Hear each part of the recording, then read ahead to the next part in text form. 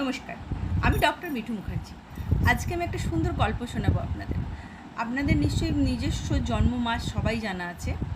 সেটা ইংরেজির হলে ভীষণ ভালো হয়, কারণ ইংরেজি বাংলার যদি হয়, কারণ ডুয়েল হয়ে যাচ্ছে। ইংরেজি হিসেবে যদি আপনারা ঠিক জন্ম তারিখ বা মানে তারিখটা দেখে যদি ইংরেজি মাসটা আপনারা ব্যবহার করে থাকেন, তো সেই হিসেবে আমি কয়েকটা জিনিস বলছি, একটু মিলিয়ে নেবেন নিজেদের সাথে। জিনিসটা হচ্ছে, যদি কেউ জানুয়ারি মাসে জন্ম হয়ে থাকে, দেখবেন তিনি যুধিষ্ঠির মতন হয় কতকটা, মানে ধর্মের জন্য নিজে কেউ ছাড়ে না। ফেব্রুয়ারি মাসে যাদের জন্ম হয় তার হয় দুর্যোধন, দেখবেন প্রচণ্ড অহংকারী হয়। একটু খেয়াল করে দেখবেন, কারণ আমার লাইফের কিছু ঘটনা দিয়ে আমি এটা বলছি। আমি আগেও শুনেছি, কিন্তু আমার লাইফের সাথে যুক্ত করেই জিনিসটা আমি বলছি। মার্চে যাদের জন্ম হয় তারা ঠিক ভীষ্মের মতন হয়, দৃঢ় প্রতিজ্ঞা, মানে সিক্স সেন্স তাদের কাছে সাংঘাতিক থাকে। এপ্রিল যাদের জন্ম হয় তারা হয় সহদেব, মানে পাণ্ডবের ছোট